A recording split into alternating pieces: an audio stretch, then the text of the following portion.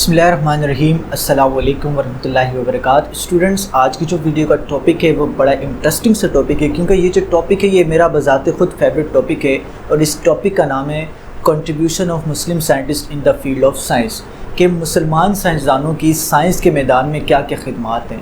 کہا جاتا ہے کہ اس دنیا میں دو طرح کے لوگ پائے جاتے ہیں۔ ایک طرح کے لوگ وہ ہوتے ہیں جو کہ یہ سوچتے ہیں کیونکہ ہمیں مر جانے تو کچھ کرنے کی ضرورت نہیں ہے، تو کچھ بھی کرنے کی ضرورت ہمیں نہیں ہے۔ لیکن دوسری طرح کے وہ لوگ ہوتے ہیں جو کہ سمجھتے ہیں کیونکہ مر جانا ہے اس لیے کچھ کر کے جانا ہے، اس دنیا کو کچھ دے کر جانا ہے۔ تو انہی لوگوں کا نام بنتا ہے جو کہ دوسری طرح کے مائنڈ سیٹ کے لوگ ہوتے ہیں، جو کہ یہ سمجھتے ہیں کیونکہ مر جانا ہے، کیونکہ اس لیے ہمیں کچھ کر کے جانا ہے اس دنیا میں۔ تو آج ہم انہی کی بات کریں گے۔ کہا جاتا ہے کہ ازبکستان کے ایک تاریخی شہر بخارا میں ایک بچہ جس کا باپ مر چکا ہے، ایک یتیم بچہ جس کو علم حاصل کرنے کا بڑا شوق ہے، اس کا جو رجحان ہے، اس کی جو دلچسپی ہے، اسے پتہ لگتا ہے کہ میتھمیٹکس میں۔ اب وہ یہ ڈھونڈنا اسٹارٹ کرتا ہے کہ کوئی ایسا شخص مجھے علم سکھا دے، کسی سے میں یہ علم سیکھ لوں کیونکہ مجھے اس میں کیا دلچسپی ہے۔ تو اگر آپ وقت میں پیچھے جائیں تو آپ کو پتہ لگے گا ایگزیکٹ 1500 سال سے پہلے کا جو وقت ہے، اس وقت میں جو کتاب تھی اسے لگژری سمجھا جاتا تھا، اور یہ صرف بادشاہوں کے پاس ہوا کرتی تھی۔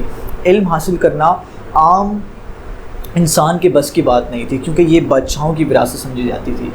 تو وہ بچہ سبزی والے سے، سبزی فروش سے علم حاصل کرنا اسٹارٹ کرتا ہے۔ حاصل کرنا اسٹارٹ کرتے کرتے اس کو پتہ لگتا ہے کہ جتنا علم سبزی والے کو آتا تھا وہ مجھے سکھا چکا ہے۔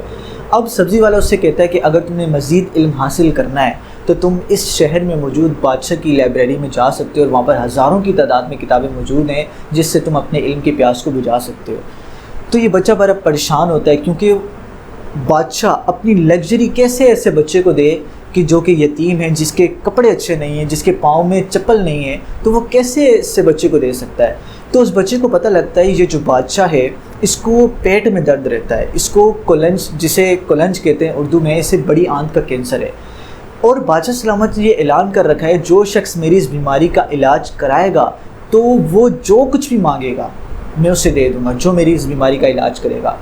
تو وہ کہتے ہیں نا کہ جو کرنا چاہو تو راہ ہزاروں، جو نہ کرنا چاہو تو عذر ہزاروں۔ لیکن یہ بچہ ایسا بچہ تھا جس نے ایک مرتبہ یہ ٹھان لی تھی کہ مجھے علم حاصل کرنا ہے، تو اس کا یہ فیصلہ کر چکا تھا۔ اب یہ بچہ کیا کرتا ہے، اس چھوٹی سی اپرچونٹی کو اویل کرنے کے لیے ایک حکیم کے پاس جاتا ہے اور اسے حکمت سیکھنا اسٹارٹ کرتا ہے۔ میں آپ کو یہاں پر بتاتا چلوں کہ اس وقت کے جتنے بھی طبیب تھے، جتنے بھی حکیم تھے، جتنے بھی شاہی حکیم تھے، ان سب نے بادشاہ سلامت کا علاج کرنے کی کوشش کی، لیکن بادشاہ کا علاج نہیں کر پائے۔ تو کہتے ہیں کہ اگر لگن سچی ہو تو قدرت بھی آپ کی مدد کرنا اسٹارٹ کر دیتی۔ تو بچہ یہ اس حکیم صاحب کے پاس جاتا ہے اور حکمت سیکھنا اسٹارٹ کرتا ہے۔ اب اس کا جو سارا فوکس ہے وہ بڑی آنت پر ہوتا ہے اور میدے پر ہوتا ہے۔ کرتے کرتے یہ 3 سال کے عرصے میں ایک ایسی دوائی تیار کرتا ہے، اس کو پتہ لگتا ہے کہ فلانی جڑی بوٹی کا فلانی جڑی بوٹی کے ساتھ کمبینیشن ملایا جائے، اس میں اتنی مقدار میں پانی ڈالا جائے تو ایک ایسا صفوف، ایک ایسی معجون، ایک ایسی دوائی تیار ہوتی ہے کہ جس سے اس بیماری کا علاج کیا جا سکتا ہے۔ بچہ یہ دوائی لیتا ہے، اس کو تیار کرتا ہے۔ تیار کرنے کے بعد بادشاہ سلامت کے پاس جاتا ہے، کہتا ہے بادشاہ سلامت دیکھیں میں نے آپ کی بیماری کا علاج ڈھونڈ لیا ہے۔ بادشاہ سلامت وہ جیسے ہی دوائی کھاتے ہیں تو وہ بادشاہ سلامت ٹھیک ہو جاتے ہیں، اور بادشاہ سلامت اس بچے سے کہتے ہیں کہ مانگو تم نے کیا مانگنا ہے، میں تمہیں کیا دے سکتا ہوں۔ تو وہ بچہ بڑا حیران کن جواب دیتا ہے، وہ کہتا ہے بادشاہ سلامت مجھے آپ کی جائیداد سے، مجھے آپ کے خزانے سے کچھ بھی نہیں چاہیے، مجھے نہ ہی ہیرے چاہیے، نہ مجھے جواہرات چاہیے، نہ مجھے آسائشیں چاہیے، مجھے صرف آپ اپنی کتب خانے سے، اپنی لائبریری سے علم حاصل کرنے دے دیں، مجھے کتابیں پڑھنے دے دیں، مجھے کتابیں پڑھنے کا شوق ہے۔ تو بادشاہ بڑا حیران ہوتا ہے کہ میں اپنی لگژریس چیزوں کو میں کیسے اس بچے کے حوالے کر دوں، میں کیسے اس کو اپنے علم میں حصے دار بنا دوں۔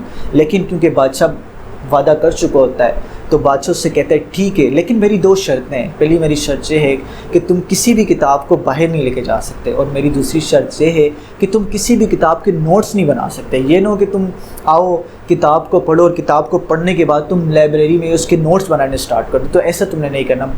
میں تمہیں 1 سال کا وقت دیتا ہوں، 1 سال میں تم جتنی کتابیں پڑھ سکتے ہو تم پڑھ لو۔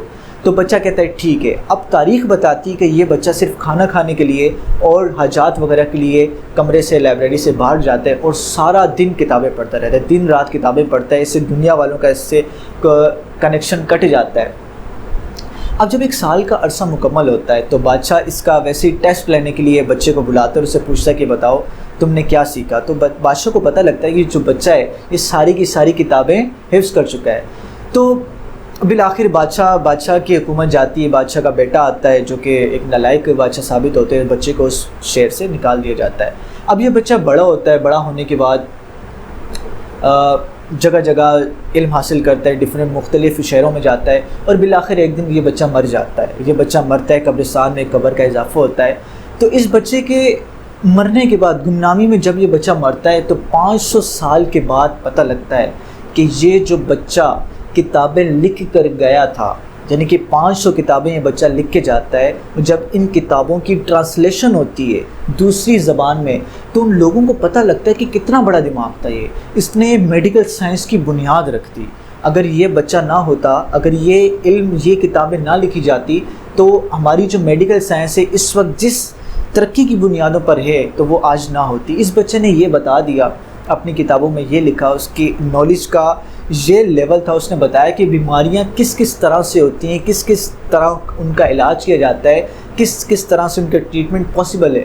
تو اس بچے کو دنیا ابو علی سینا کے نام سے جانتی ہے، ابن سینا کے نام سے جانتی ہے.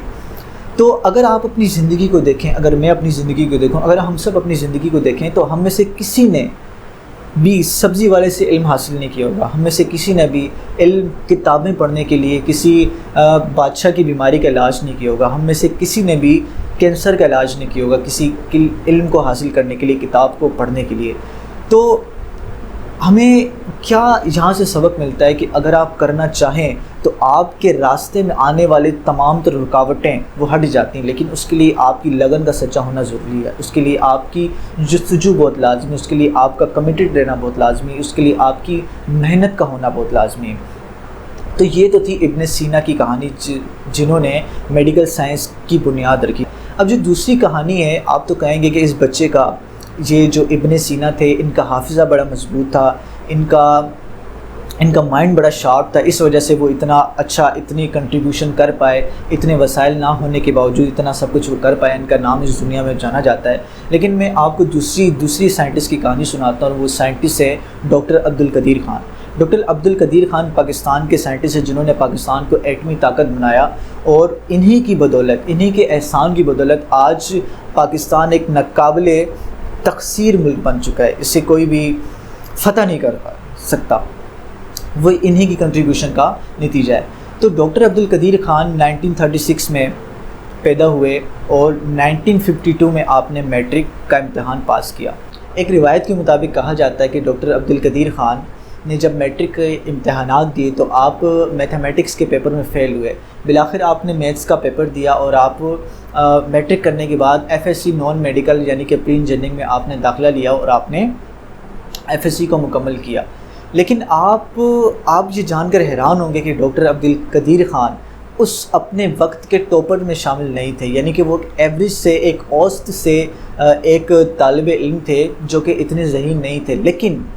لیکن ان کا ایک خواب تھا. وہ اپنے دوستوں سے کہا کرتے تھے کہ دوستو، میری اس بات کو دیوانے کا خواب مت سمجھنا، کیونکہ میں بڑا ہو کر سائنس پڑھوں گا، اور میں کچھ ایسا کام کر کے دکھاؤں گا، مسلمانوں کے لیے کوئی ایسا کام کروں گا جس سے ان کو بڑا فائدہ ہوگا، اور میرا نام رہتی دنیا تک یاد کیا جائے گا. تو اپنے دوستوں سے کہا کرتے تھے.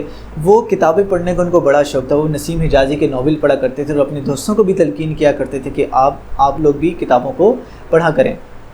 بالآخر آپ نے BSc میں داخلہ لیا، اور BSc کا امتحان آپ نے مکمل کیا، اور پیپر دینے کے بعد آپ کا رزلٹ آیا. رزلٹ آنے کے بعد میں پھر آپ کو بتاتا چلوں کہ آپ اس وقت بھی ٹاپرز میں شامل نہیں تھے، یعنی کہ ایک ایوریج سے، ایک عام سا آپ کا رزلٹ آیا تھا. لیکن آپ کے گھر کے مالی حالات کچھ صحیح نہیں رہنے لگے، تو آپ نے اپنی پڑھائی کو روکا، اور آپ نے ملازمت اختیار کی. آپ ایک ڈپارٹمنٹ میں، ویٹس اینڈ میجرمنٹ کے ڈپارٹمنٹ میں آپ ایز انسپیکٹر آپ نے کام کرنا سٹارٹ کیا، اور آپ نے ساتھ ساتھ باہر کی یونیورسٹیز کو اپنے ڈاکومنٹس ارسال کرنا شروع کر دیے تاکہ آپ اپنی تعلیم کو مزید جاری رکھ سکیں. تو ہر سال جب آپ ڈاکومنٹس دیکھتے تھے تو آپ کی ڈاکومنٹس کو کوئی بھی یونیورسٹی ایکسیپٹ نہیں کرتی تھی. بالآخر آپ نے ہمت نہیں ہاری، اور آپ ہر سال اپلائی کرتے رہے، اور بالآخر 3 سال کے بعد آپ کا جرمنی میں ایڈمیشن ہو گیا، اور آپ ہالینڈ چلے گئے MSc کرنے کے لیے، اپنی ہائر ایجوکیشن کو کنٹینیو جاری رکھنے کے لیے۔ تو آپ نے جب ایم ایس سی کیا، آپ ہالینڈ سے واپس آئے۔ ہالینڈ سے واپس آنے کے بعد آپ نے اسٹیل مل میں نوکری حاصل کرنے کی ناکام سی کوشش کی، جو کہ آپ نوکری حاصل نہیں کر پائے کیونکہ قدرت آپ سے بہت بڑا کام لینا چاہتی تھی۔ آپ دوبارہ ہالینڈ چلے گئے اور وہاں سے آپ نے بیلجیم سے اپنے پی ایچ ڈی کی ڈگری مکمل کی، اور پی ایچ ڈی کی ڈگری مکمل کرنے کے بعد وہ پاکستان کے لوگوں سے رابطے میں رہے، پاکستان سے رابطے میں رہے کہ میں آپ کے لیے بہت سا کام کر سکتا ہوں، لیکن آپ کو کوئی بھی مثبت انداز میں جواب نہیں ملا۔ بالآخر آپ نے ذوالفقار علی بھٹو کی حکومت میں آپ نے حکومت کو ڈائریکٹ خط لکھا کہ میں پاکستان کو بہت کم وسائل میں ایک سپر پاور بنا سکتا ہوں، ایک ایٹمی قوت بنا سکتا ہوں۔ کیونکہ اس کے پیچھے کا ریزن یہ تھا کہ جب 1971 میں ڈاکٹر صاحب بیلجیم میں تھے اور انہوں نے پاکستانی فوج کو ایک مووی میں، سکوت ڈاکہ نامی ایک مووی میں، جب دشمن کے سامنے اپنے ہتھیار ڈالتے ہوئے دیکھا تو آپ کا دل لرز گیا، آپ کے دل پر ایک زور کا جھٹکا لگا اور آپ کا دل خون کے آنسو رو رہا تھا۔ آپ نے اس وقت ٹھان لیا کہ میں یہ لگژریس لائف جو میں ہالینڈ میں، بیلجیم میں گزار رہا ہوں، آپ اپنی تمام تر فیسلٹیز کو چھوڑ کے پاکستان میں آئے اور آپ نے کئی مہینے تک آپ نے بہت کم معاوضے پر کام کیا۔ آپ نے ایون کہ آپ نے 24 گھنٹے کام کیا، آپ نے 20 گھنٹے کام کیا، اور آپ نے حکومت کو قائل کیا کہ میں کم عرصے میں یہ کام کر سکتا ہوں۔